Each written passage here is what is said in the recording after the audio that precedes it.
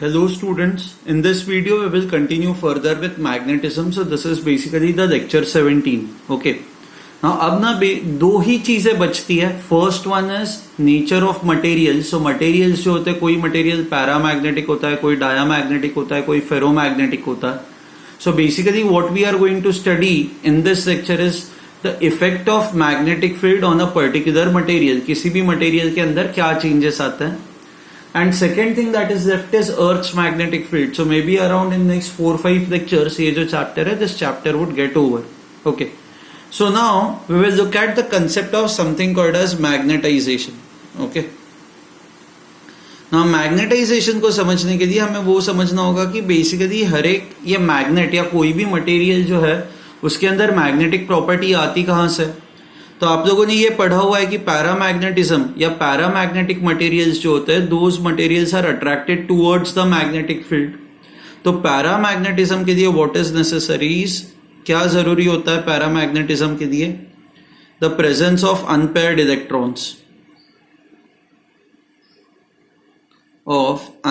Electrons. So अगर जो unpaired electrons present है तो that material would be paramagnetic. Paramagnetic होगा मतलब वो मैग्नेटिक फील्ड की तरफ अट्रैक्ट होगा. ठीक है. नाउ ये अनपेयर्ड इलेक्ट्रॉन्स के वजह से होता क्या है? सी, अनपेयर्ड इलेक्ट्रॉन्स, अगर जो सारे इलेक्ट्रॉन्स पेयर्ड हो तो क्या होगा कि आपका एक इलेक्ट्रॉन जो होगा, किसी भी ऑर्बिटल के अंदर दो इलेक्ट्रॉन्स होता है. So first electron will have a spin off plus half, second electron will have a spin off minus half. Correct, ये स्पिन्स होंगे. एंड अगर जो सारे इलेक्ट्रॉन्स पेयर्ड होंगे तो इन दोनों के जो स्पिन्स है वो कैंसल आउट करेंगे. अब स्पिन क्वांटम नंबर के वजह से क्या होता है? स्पिन मैग्नेटिक मोमेंट आता है. Spin magnetic moment. Okay. Now spin magnetic moment of this electron and spin magnetic moment of this electron are opposite to each other. So if the both the electrons, अगर जो यहाँ पे ये मान लो paired electrons है तो इसका magnetic moment and इसका मैग्नेटिक मोमेंट एक दूसरे को कैंसल आउट कर देगा.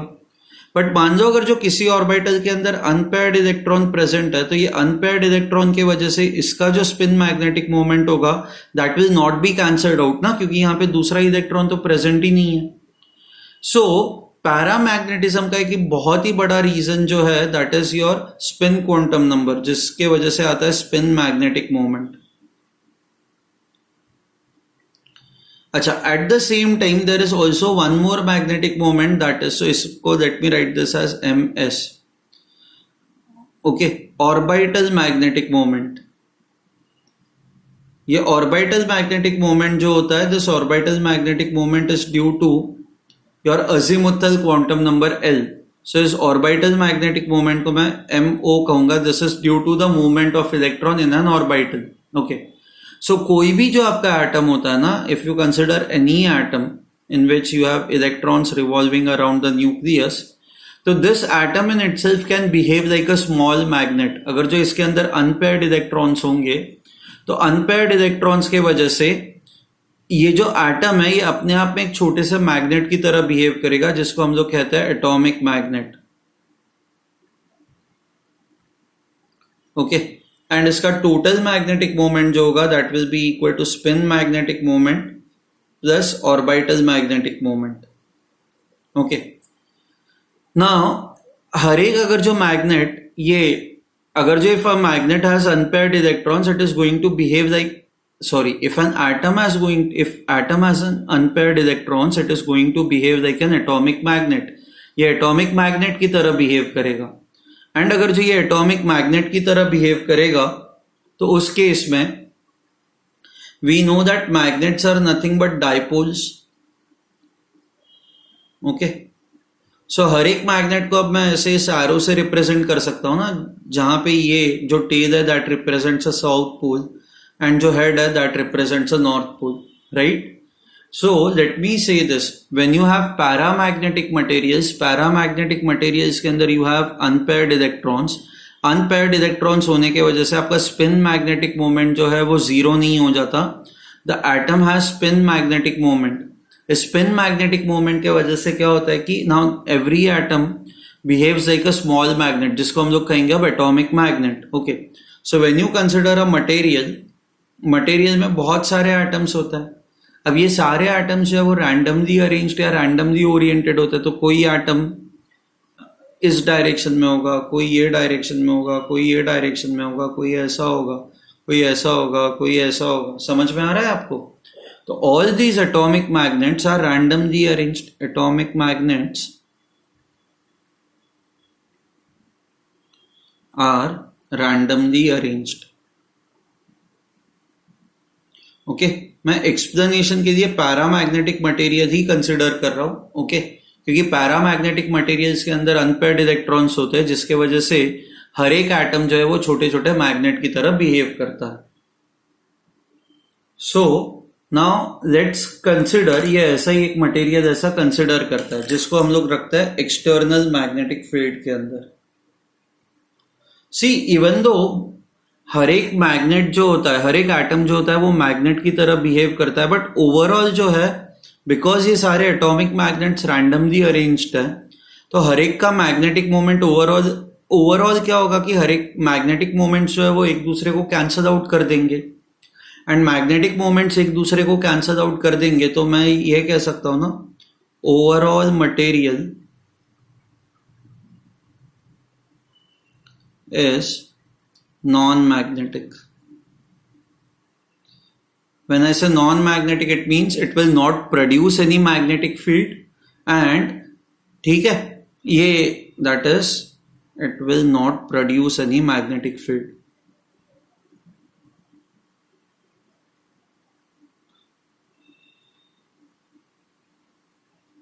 मैग्नेटिक फील्ड, एंड इसका जो नेट डायपोल मोमेंट है दैट इज इक्वल टू 0।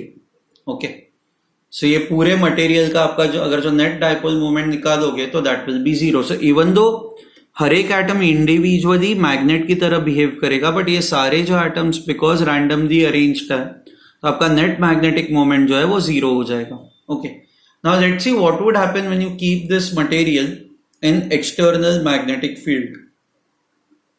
सो ये जो आपका मटेरियल है ये रैंडमली अरेंज्ड है, इसके अंदर जो सारे एटॉमिक मैग्नेट्स है ये रैंडमली अरेंज्ड है।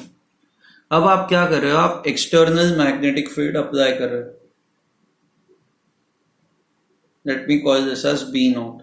Okay, so B naught is basically your external magnetic field. So let me write it over here, paramagnetic material kept in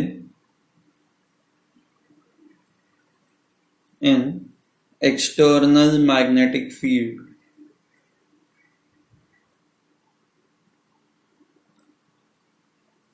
Okay, now when paramagnetic material is kept in external magnetic field, so हमें पता है ना, आप जब भी किसी dipole को आप एक्सटर्नल फील्ड में रखते हो, that's this is your dipole M and this is your external field, तो क्या होता है कि ये जो नॉर्थ पोल होता है, नॉर्थ पोल के अंदर फोर्स जो है वो सेम डायरेक्शन में लगता है, एंड ये जो साउथ पोल है इस पे फोर्स उल्टे डायरेक्शन में लगता है। तो अगर जो ये ऐसा है मैग्नेट, तो ये ऐसे सीधा हो जाएगा, right, it will become straight. So what will happen in this cases, इसमें जो ये एटॉमिक मैग्नेट्स जो फिलहाल रैंडमली अरेंज्ड है वो रैंडमली अरेंज नहीं होंगे, I'll say rearrangement takes place. Rearrangement takes place. Rearrangement of atomic magnets takes place. So finally क्या होगा कि ये जो मैग्नेट है ये इसका मैग्नेटिक मोमेंट इस तरह से ये खुद को ओरिएंट कर देगा, राइट। तो सेम चीज जो है वो यहाँ पे होगी, यहाँ पे भी ये सेम चीज होगी। So what will happen is, आप अगर जो ये देखते हो तो ये धीरे धीरे ये सारे थोड़े थोड़े ये डायरेक्शन में टर्न होना स्टार्ट होंगे। सो अभी भी परफेक्ट अलाइनमेंट नहीं है, but you can see that ये सारे जो एटॉमिक मैग्नेट्स है ये धीरे धीरे मैग्नेटिक फील्ड के डायरेक्शन में टर्न हो चुके हैं। Okay, now if you apply a very strong magnetic field, अब इस पे अगर जो आप very strong magnetic field apply करोगे, on applying very strong magnetic field, उस केस में क्या होगा कि ये जो अलाइनमेंट अभी इम्परफेक्ट है ना, वो अलाइनमेंट जो है वो परफेक्ट हो जाएगा। सो आपका जो अलाइनमेंट है दैट विल बिकम परफेक्ट।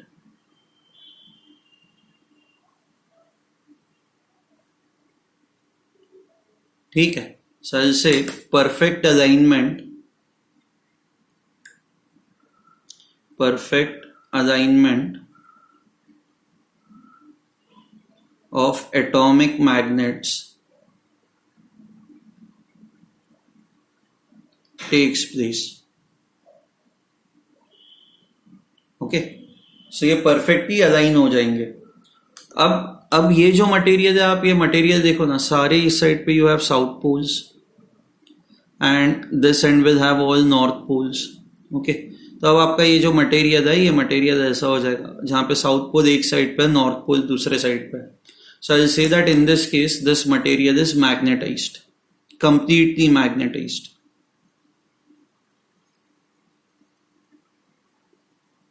ठीक है, बट द प्रॉब्लम है कि यहाँ पे ये मैग्नेटाइजेशन क्यों हो रहा है? क्योंकि आप एक्सटर्नल फील्ड अप्लाई कर रहे हो, इसलिए। ओके, आप जब एक्सटर्नल फील्ड अप्लाई कर रहे हो तब जाके ये मैग्नेटाइज हो रहा है। नाउ ऐसे केस में ये जो पैरामैग्नेटिक मटेरियल्स होते हैं, पैरामैग्नेटिक मटेरियल्स के अंदर ये जो मैग्नेटिज्म होता है that is temporary. So magnetism is temporary, temporary in paramagnetic materials, magnetic materials. So which means आप अगर जो magnetic field हटा दोगे ना, तो this will again get converted into this on removing magnetic field.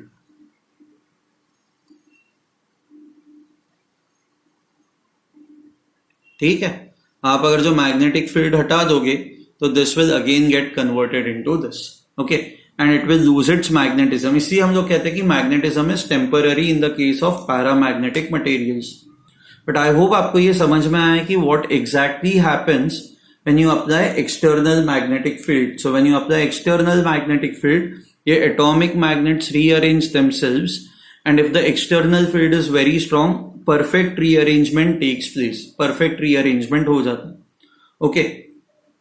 Now if you look at this material, आप अगर जो कोई भी छोटा सा सेक्शन लेते हो इसके अंदर, तो इसमें ये रैंडमली अरेंज्ड है ना, ये सारे जो एटॉमिक मैग्नेट्स है वो रैंडमली अरेंज्ड है, तो नेट मैग्नेटिक मोमेंट जो होता है इसका 0 हो जाता है। ओके, बट यहाँ पे बट आप इस केस में देखोगे, इस केस में क्या होता है कि बिकॉज ये सारे जो एटॉमिक मैग्नेट्स है ये परफेक्टली अलाइंड है, या इस केस में भी सारे एटॉमिक मैग्नेट्स ऑलमोस्ट एक ही डायरेक्शन में सारे अलाइंड है, तो इस केस में अगर जो आप कोई भी छोटा सा सेक्शन लेते हो तो it will have net magnetic moment. Net magnetic moment will not be zero. Any small part or any small section will now have some net magnetic moment. In fact, overall material will also have net magnetic moment. Okay. सो पहले जो यहाँ पे आपका जो magnetic moment इसका 0 था, अब यहाँ पे इस केस में your magnetic moment will not be equal to 0। अब ये मैग्नेटिक मोमेंट जो है वो 0 नहीं होगा, it will not be equal to 0। ठीक है, फाइन।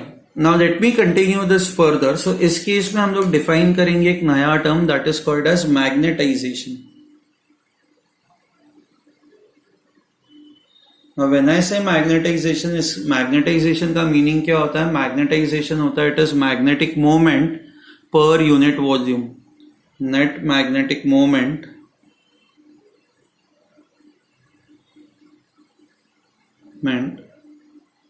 पर यूनिट वॉल्यूम। ओके, सो यहां पे इस केस में आपका मैग्नेटाइजेशन 0 था क्योंकि नेट मैग्नेटिक मोमेंट था ही नहीं। इस केस में मैग्नेटाइजेशन की कुछ वैल्यू होगी, इस केस में मैग्नेटाइजेशन की वैल्यू बहुत ही ज्यादा होगी। नॉर्मली मैग्नेटाइजेशन के लिए हम लोग mz यूज करते हैं। Okay, so mz is equal to net magnetic moment, that is m divided by volume v. Okay, अब ये जो मैग्नेटाइजेशन है ये कितना होगा? इट विल डिपेंड अपॉन कि आपका जो मटेरियल है वो कितना ज्यादा ससेप्टेबल है। ओके, ससेप्टिबल मतलब वो मैग्नेटिक फील्ड से कितना ज्यादा अफेक्ट हो जाएगा. सो जितना ज्यादा ससेप्टिबल मटेरियल होगा उतना ज्यादा वो मैग्नेटिक फील्ड से अफेक्ट हो जाएगा. Okay, so I can write down magnetisation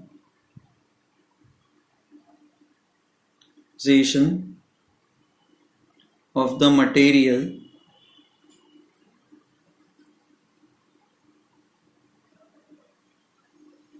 depends on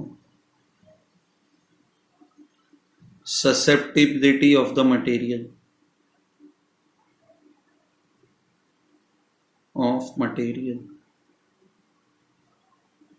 ये ससेप्टेबिलिटी को हम लोग ये लिखते हैं. Okay, this is the variable that we use. Okay, so magnetization दो चीजों पे डिपेंड करता है ना, एक तो आपके मटेरियल पे और दूसरा आपकी मैग्नेटिक फील्ड कितनी स्ट्रांग है. सी यहाँ पे आपकी मैग्नेटिक फील्ड वीक थी तो अलाइनमेंट एकदम परफेक्ट नहीं था, तो आपका मैग्नेटिक मोमेंट होगा बट बहुत ज्यादा नहीं होगा. आपकी मैग्नेटिक फील्ड अगर जो बहुत ज्यादा होगी तो अलाइनमेंट भी परफेक्ट हो जाएगा, एंड अलाइनमेंट परफेक्ट होगा तो उस केस में आपका मैग्नेटिक मोमेंट भी बहुत ज्यादा होगा. जैसे magnetization will also be more.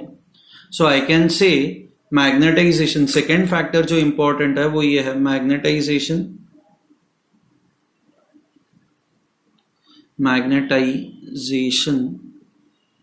depends on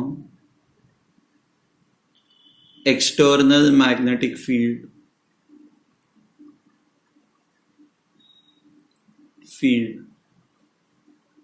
B naught. हम लोग आइडियली एक्सटर्नल मैग्नेटिक फील्ड नहीं कहते, we talk about intensity of magnetic field. So it depends upon intensity of external magnetic field. Intensity of external magnetic field. Intensity के लिए हम लोग h ये variable use करते हैं, we use the variable h. Okay, ये intensity of magnetic field को define कैसे किया जाता है. सो ये जो इंटेंसिटी ऑफ मैग्नेटिक फील्ड है h, it is equal to your external magnetic field divided by mu naught. So your external magnetic field is equal to mu naught into h. ठीक है. So I can say that जो भी material के अंदर magnetisation हो रहा है ना, ये मैग्नेटाइजेशन कितना होगा. सो it will depend only upon two factors. एक तो है it will depend upon susceptibility, and दूसरा जो है it will depend upon the magnetic intensity, कि आप जो एक्सटर्नल फील्ड लगा रहे हो वो कितनी स्ट्रांग है. सो let me write this now. Okay, so the magnetization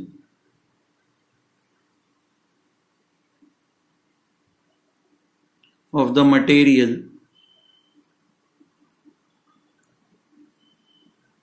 mz is equal to mu naught into h. Okay, this would be the magnetization of the material. Sorry, mu naught into h नहीं है, this is equal to susceptibility into h. Okay, this would be the magnetization of the material. दो factors पे depend करता है ना magnetisation, एक तो susceptibility पे डिपेंड करता है एंड दूसरा जो मैग्नेटाइजेशन डिपेंड करता है वो करता है एक्सटर्नल मैग्नेटिक फील्ड के इंटेंसिटी पे. Okay, so now if you look at the material, see material ऐसा खुद हो गया ना, ये खुद साउथ पोल ये साइड पे, नॉर्थ पोल ये साइड पे. तो मटेरियल के अंदर मान लो एक्सटर्नल फील्ड ना भी हो तो मटेरियल क्योंकि मैग्नेटाइज हो चुका है तो मैग्नेटाइजेशन के वजह से भी मैग्नेटिक फील्ड का डायरेक्शन ऐसा होता है ना, from south to north. So this is magnetic field due to magnetization. Plus external field जो थी हमारी वो यही डायरेक्शन में थी. So this was your external magnetic field which was in this direction. So if you see inside the material both the magnetic fields are in the same direction. So I can say total magnetic field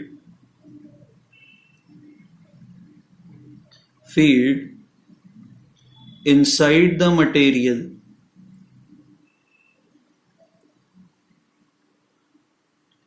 is equal to Bm plus external magnetic field B naught. Okay, now B M कितनी होगी magnetic field, this is basically B M is magnetic field due to magnetization, due to magnetization. So your total magnetic field B, this is equal to Bm plus B naught. हमें पता है B naught को हम लोग लिख सकते हैं mu naught into H. सो B is equal to Bm plus mu naught into H. अच्छा, Bm जो होगा वो magnetic field is, this is magnetic field due to the magnetization, right. हम लोगों ने Bm लिखा हुआ है magnetic field is due to the magnetization. अब आपका मैग्नेटाइजेशन जितना ज्यादा होगा उतनी आपकी Bm की वैल्यू जो होगी वो ज्यादा होगी ना. So I can now say this, ये जो Bm होता है, this Bm it is directly proportional to magnetization, that is mz. सो आप इसको एक्चुअल में ऐसे लिख सकते हो mu naught into mz. See magnetization and magnetic intensity, ये मैग्नेटिक इंटेंसिटी है, ये मैग्नेटाइजेशन है, इन दोनों के यूनिट्स सेम होता है. ये जो ससेप्टिबिलिटी होता है, susceptibility is unit this, this is unit this.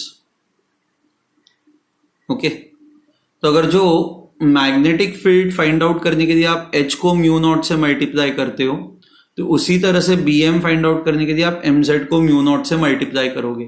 Okay, so I just write this as, therefore your total magnetic field inside the material is equal to mu naught into mz plus mu naught into h. So total magnetic field is mu naught, mz को आप लिख सकते हो this into h plus mu naught into h. So B becomes equal to mu naught into h into 1 plus susceptibility. Okay, ये जो 1 plus susceptibility होता है, इसको ही अब इसको हम लोग अलग से डिफाइन करेंगे. So you can see that this B is basically total magnetic field inside the material, total magnetic field inside the material. So material के अंदर टोटल मैग्नेटिक फील्ड कितनी होगी, so it will depend upon two factors. एक, it will depend upon your external field, H जो है it is the intensity of external field, and ये जो है susceptibility, it will depend upon the material. सो दोनों factors पे आपकी total magnetic field depend करेगी. अब पहले तो इसको अलग से डिफाइन करता है, ये 1 प्लस एक्स जो होता है इसको लिखा जाता है mu R, which is called as relative permeability.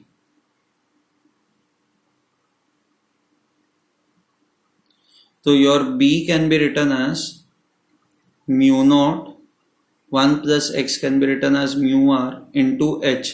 ये mu r जो होता है ना, ये डाइलेक्ट्रिक कांस्टेंट की तरह होता है.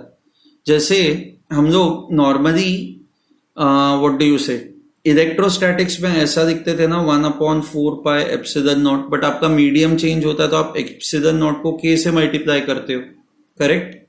तो उसी तरह से आपका यहाँ पे material is some other medium ना, बाहर आपकी मैग्नेटिक फील्ड B नॉट है, बट जैसे ही आप इस मटेरियल के अंदर जा रहे हो आपकी मैग्नेटिक फील्ड चेंज हो रही है. तो वो मैग्नेटिक फील्ड आपकी कितनी है वो ही फाइंड आउट करने के लिए हम लोग ये जो है ये सारी चीजें हम लोग कर रहे हैं. And it is found that the total magnetic field inside the material depends upon this term.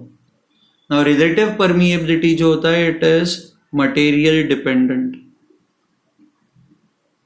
जैसे आयन के लिए बहुत ज्यादा होता है, डिपेंडेंट. ठीक है, okay. Now so your total magnetic field is mu naught into mu R into H. अब जैसे एप्सिलॉन नॉट इंटू के होता है तो हम लोग बस इसको एप्सिलॉन से रिप्लेस करते हैं ना, that similarly mu naught into mu R है तो आप इसको लिखोगे बस mu into H, where can say mu is equal to mu naught into mu R. Mu is called as permeability of the material. Mu R होता है relative permeability, mu is permeability of material. अच्छा, अब units अगर जो देखोगे तो ये unit plus है, हमने ससेप्टिबिलिटी यूनिट प्लस है, तो 1 plus unit plus quantity, so this will also B unit plus. Relative permeability it is unit plus. अब ये यूनिट प्लस है तो इसके और इसके यूनिट्स फिर सेम होने चाहिए। So permeability has the same units as mu naught. Mu naught होता है permeability of the vacuum and this is basically permeability of the material. Mu r is called as relative permeability. बहुत सारे terms है यहाँ पे। Okay, so this is all about paramagnetic material. Okay, so paramagnetic materials जो होता है, इन paramagnetic materials के लिए, for paramagnetic materials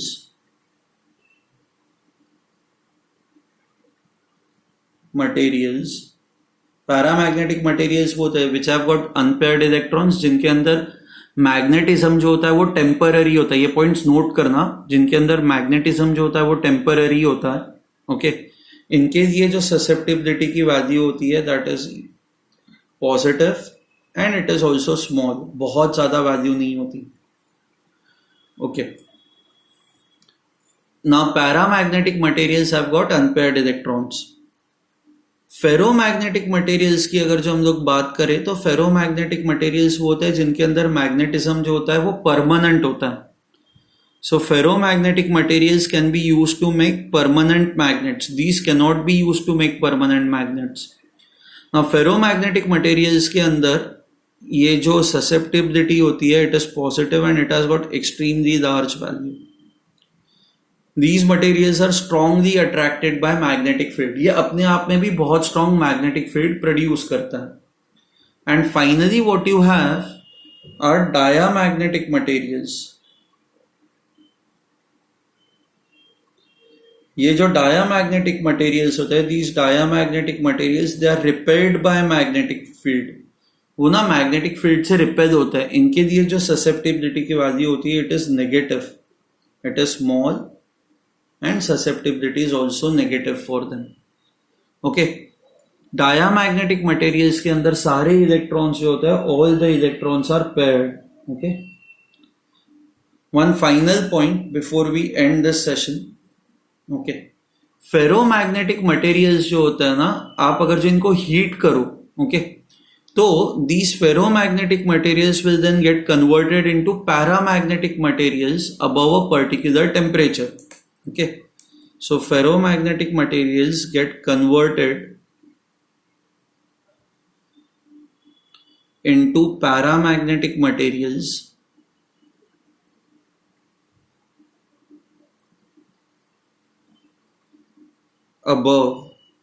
a particular temperature.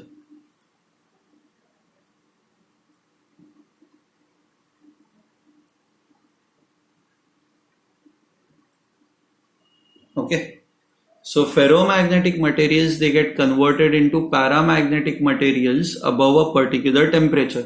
So वो जो टेम्परेचर है ना जिसके ऊपर फेरोमैग्नेटिक पैरामैग्नेटिक में कन्वर्ट हो जाता है, पैरामैग्नेटिक में मतलब उसके अंदर जो मैग्नेटिज्म होगा फिर वो टेम्परेरी होगा। ओके, ऐसे टेम्परेचर को कहा जाता है curies temperature.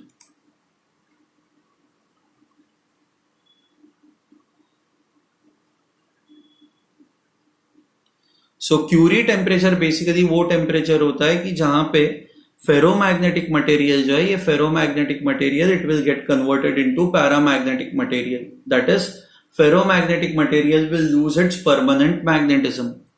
Below Curie temperature ferromagnetic material will behave like a ferromagnetic material itself. अच्छा, मान लो और एक चीज, मान लो आपने फेरोमैग्नेटिक मटेरियल को पैरामैग्नेटिक में कन्वर्ट कर दिया टेम्परेचर इंक्रीज करके। अब जब आप वापस टेम्परेचर डिक्रीज करोगे ना तो पैरामैग्नेटिक विल अगेन गेट, मतलब फेरोमैग्नेटिज्म वापस आ जाएगा। ओके, उस मटेरियल के अंदर। सो ये जो इफेक्ट है ये टेम्पररी इफेक्ट है। This effect is observed as long as your temperature is above Curie's temperature. Once temperature becomes below Curie's temperature, ferromagnetic material will again become ferromagnetic. अच्छा, पैरामैग्नेटिक मटेरियल अगर जो कोई है ओरिजिनली तो ferromagnetic में convert नहीं हो सकता। फेरोमैग्नेटिक मटेरियल जो क्यूरी टेम्परेचर के ऊपर गया था तो ferromagnetic can get converted into paramagnetic, but आप टेम्परेचर वापस रिड्यूस करोगे तो पैरामैग्नेटिक ये वाला जो मटेरियल है it will again regain it's ferromagnetism. ठीक है, there is one more law, that is Curie's law, which is applicable for paramagnetic materials. Now paramagnetic materials के अंदर it is found that ये जो susceptibility होती है it is inversely proportional to temperature, absolute temperature. Okay, so I can simply write x into T is equal to constant. So जैसे जैसे आप temperature increase करोगे उस पैरामैग्नेटिक मटेरियल की ससेप्टिबिलिटी जो है वो कम हो जाएगी। ओके, अब आप अगर जो आपके बुक्स रिवाइज करोगे, डीसी पांडे सर की बुक्स अगर जो रिवाइज करोगे आप, तो उन बुक्स के अंदर इन्होंने कुछ थियोरी दी हुई है डायामैग्नेटिक मटेरियल्स के बारे में, पैरामैग्नेटिक मटेरियल्स के बारे में, फेरोमैग्नेटिक मटेरियल्स के बारे में। ये सारी थियोरी जो है वो इंपॉर्टेंट है, उनके रिलेटेड कुछ कुछ पॉइंट्स है, कुछ एग्जाम्पल्स है, उन सारी चीजों को बहुत ही अच्छे से पढ़ना। ओके, और उनको याद रखने की आप कोशिश करना। Okay, I hope this is clear to you, इसमें अब आप लोगों को कोई डाउट नहीं है। ओके, नेक्स्ट वीडियो के अंदर हम लोग इन मटेरियल्स के बारे में कुछ और चीजें पढ़ेंगे। हम लोग डोमेन थियोरी के बारे में पढ़ेंगे कि एग्जैक्टली ये डोमेन थियोरी होती क्या है। फाइन, ओके, चलो then bye everyone, I will stop the lecture over here. ठीक है।